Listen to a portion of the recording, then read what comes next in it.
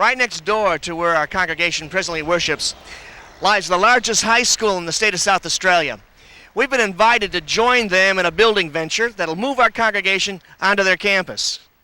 When I looked at Golden Grove, I noticed that 11 churches had found their own way into the area and saw this as an area of evangelism. However, there wasn't any group that was looking for those people who were what I'd call unchurched. I saw an opportunity here because there seemed to be a group of people with some energy, some drive, that had something to offer a community such as this. Particularly as the makeup of the community meant there was no cohesiveness and large debts and overheads, and there was a real need for a church that was prepared to go out and meet with the people. The Village Community Church seemed to me to be the only church that was reaching out. The others were drawing in. This is the external of our new facility. You will notice that it's about 9 metres in height. It occupies an area just over a tennis court, but it's all going to be built like Meccano set, I guess. That dates me. Probably more like Lego blocks, because it's all going to be prefabricated and lifted into place. So these are 9 metre slabs of concrete by 2.5 metres in width. They'll all go together to make the perimeter of our building. The building is built with actually 5 functional areas.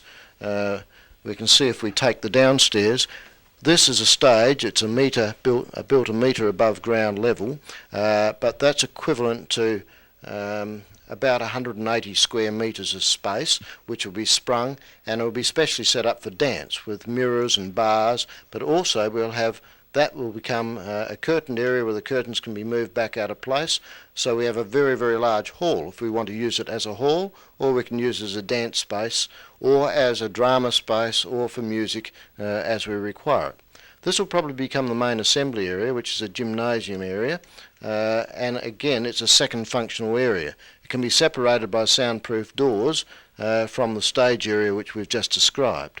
At the front we have an area again around about 120 square metres, which will seat a couple of hundred people in reality, which will probably become a foyer some of the time. Some of the time it will be a place we can set up with tables and chairs, a relaxing area, or again, because it'll be developed as with a sprung floor, it's another dance studio or an area where we can have gymnastics or people working together.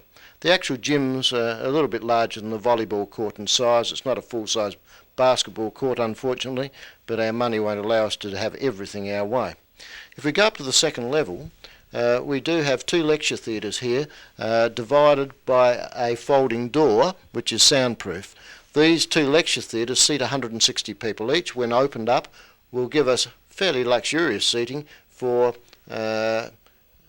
about 320 people in total. In front of these lecture theatres, which will both take vision systems and what have you, we have doors which fold up. So these doors, you might notice, fold up to the ceiling, opening the whole lot up. So we actually have, when it's fully opened out, seating for about 930 people.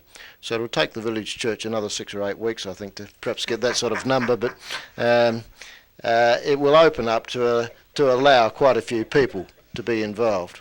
The plans which are shown here have change rooms upstairs. To cut our costs, we've had to take those change rooms and place them on the back and use an existing shed that's there on the site at the moment, and that shed will be relined and turned into a proper facility, a change facility, which will look something like this. It'll be a little bit larger than the area that's currently there.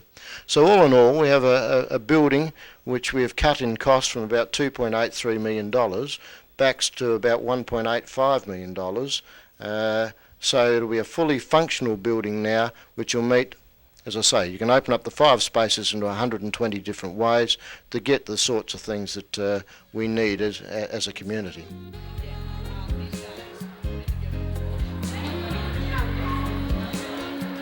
Hi, we're from Golden Grove High School. We're in year 8 and we're enjoying our first year. What about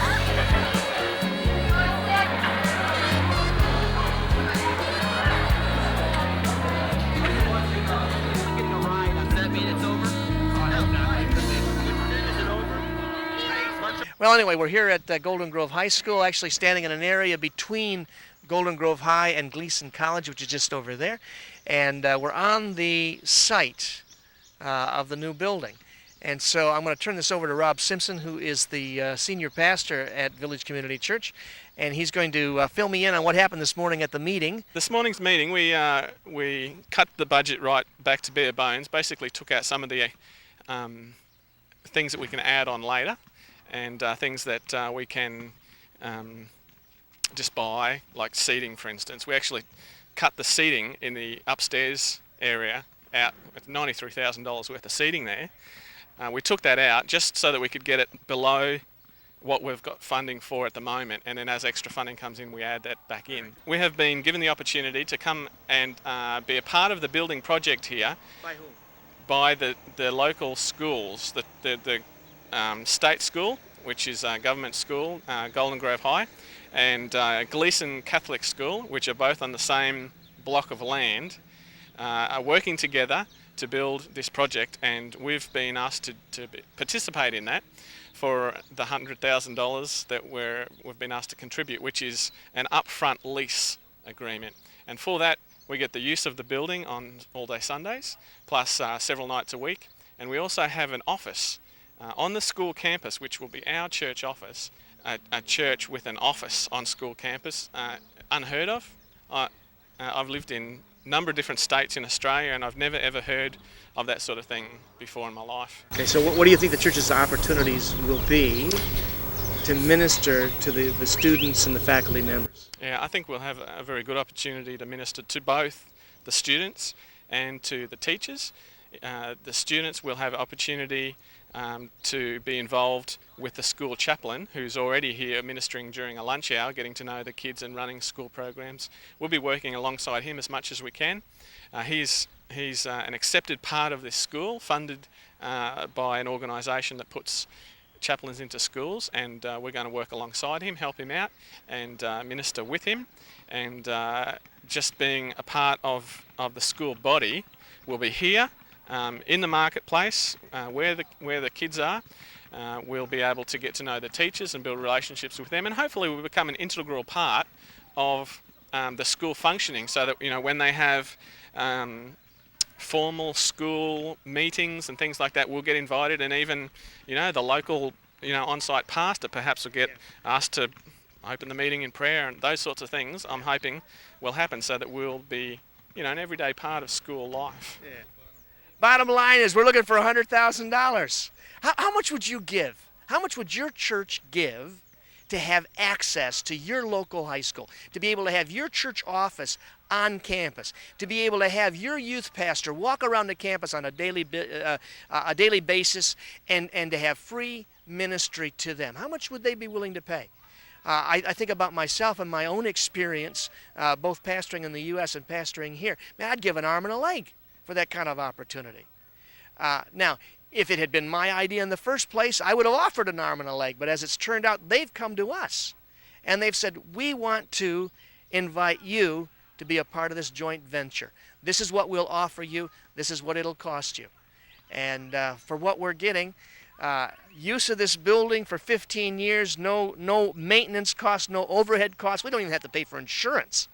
To have an office on campus, to have access to the student body for ministry, to be using this auditorium on Sunday, to have 2 nights a week in the evenings for midweek meetings and Bible study lectures and that sort of thing.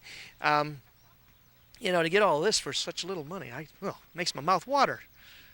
And so that's the kind of help we're looking for. I personally have a very strong commitment to our Lord Jesus Christ. I personally believe I'm only principal of this school because this is where the Lord's placed me. I believe that I can make a difference to people's lives through Christ, who strengthens me in everything I do. And I believe that in my relationship with people, hopefully I'm modelling what Christ would have done.